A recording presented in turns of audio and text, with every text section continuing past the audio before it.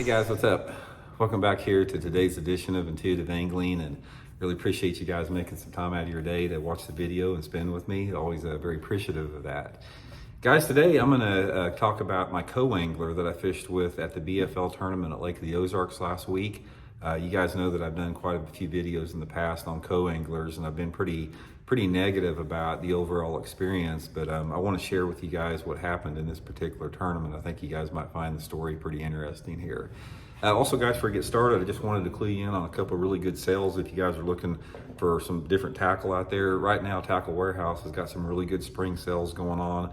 I'm going to link my Tackle Warehouse link in the description because you guys can check it out on the homepage. They got sales going on electronics right now, so if you're looking for a lot of non-live scope electronics to be bought at Tackle Warehouse, so I'll include that link in the description. And also, I'll include my solar bat link. We got 25% off, guys, this month for the month of May on anything on the Solar Bat website, including the prescription sunglasses. So I'll link that Solar Bat link in the description too. Much appreciated. Okay, guys, if you followed the channel much, you know that I've been pretty critical of co-anglers in the past, and just the overall co-angler experience. In terms of a lot of guys out there that fish as co-anglers that don't really understand the etiquette. It's not, maybe they don't understand or don't care about the etiquette or whatever it is, but as a boater fishing these tournaments for almost 40 years now, I've had a lot of varying experiences with co-anglers, some good, bad, indifferent, that type of thing. But anyway, it was sort of unique this particular last week. What happened? I drew a young college angler out. I don't want to give his name because he may not want me to give his name away, but he was a college angler, fishes on the Drury University fishing team here in Springfield. I think he was a junior at the college over there.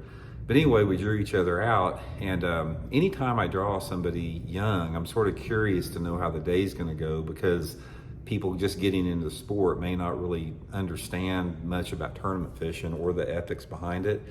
So anyway, I was telling him what we were going to do. We started out fishing one particular pattern around docks, which wasn't, how I wound up catching the fish. But about 2 hours into the day, I told him we're going to change up everything, and we're going to be paralleling banks with crankbaits, rocky banks. And for a co-angler, when you say the word, I'm going to be tight to the bank paralleling, that just like, it deflates them, because it's like they don't think they have anywhere to cast. And most people really get bummed out when you say I'm going to be tied on the bank, parallel on the bank. So anyway, we get over there, and I told him, I said, what you need to do is cast straight out behind the bank, because you are going to get the same angle that I'm getting. We're both getting the same angle. You're just coming at the fish from a different angle, a different, ambush point for the fish. And a lot of guys don't understand that. They think, well, I don't want to cast behind the boat. There's no fish back there. But guys, I have seen time and time again co-anglers catching a lot of fish, sometimes even beat me by casting out the back of the boat. And I told him, I said, look, man, if you get hung up, I'll go back and get it. I know this, is not probably the greatest thing in the world, but I've got to parallel these banks because they drop off too quick. And, that's just the way I got to fish them. So I said, just cast straight behind the boat. Try to keep that, bait in 2 to 4 foot of water. So anyway, he didn't have a problem with that, and he started fishing. And guys, by the end of the day, he caught 4 fish that weighed 8 something. He lost a 4-pounder and another keeper. He finished in the top 10 in the tournament. If he'd we had that 4-pounder, I had the net out on it, and I was like that far away from the net when the fish came loose. If he'd have got that fish in the boat, he'd have won the tournament. But here's the thing about it. It's like, here's an angler that made the best of the situation. It's like there was no complaining, there was no arguing. He just got back there and focused on what he was doing. I never even saw him cast. The only thing that I heard is when he'd say, get the net, I got one. And I was just happy as heck to see that, to see, somebody that's young and just getting into the sport that, just went with the flow, and it paid off for him. I think he may even be leading the points right now. He was in 3rd place in the points going into this tournament, so he's probably leading the points. But I want to serve that as an example to other co-anglers out there, because guys, I can't tell you how many co-anglers that I have fished with that have either sucked or done well in the tournament. And without exception, every co-angler that sucks, that fishes with me, they try to cast up in front of the boat, or they try to cast past that center line. They're always trying to cast up front. Doesn't matter if I'm on the bank or if I'm fishing a point, they're always trying to cast up front. And I tell my co-anglers every tournament, cast behind the boat, because just pretend that the back of the boat is the front of the boat and cast off the back of the boat like you think it's the front of the boat.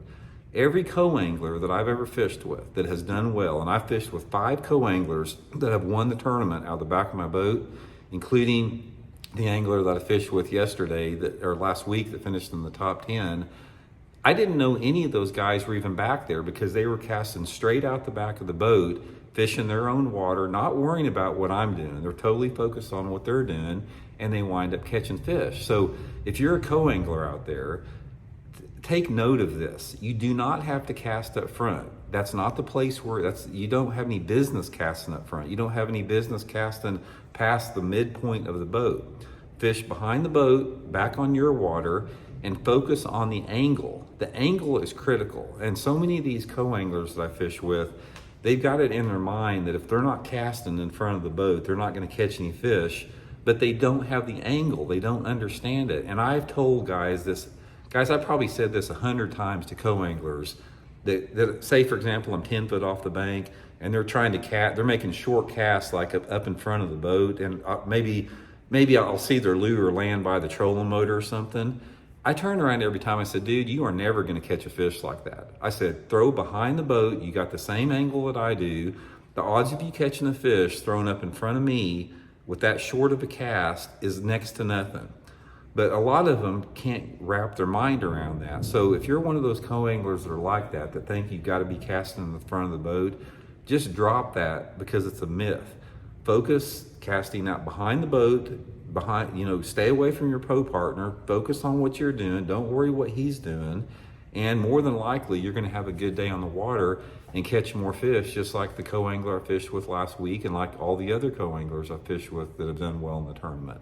But anyway, I had a great day with him, super respectful kid, glad to see it out there. I think a lot of times we get these preconceived notions that, just because somebody's young or cocky, think they know everything. But this kid was great to fish with. He did great. We had a great day on the water together, and it was just it was very, very refreshing to be around somebody like that really made the most out of the situation. I told him at the end of the day, I said, dude, this was not easy the way we were fishing. I said, you did great. You had a great day. You made the most of the situation, paid off. So anyway, I just wanted to share that little story with you guys, and hope everybody's well. We'll talk later.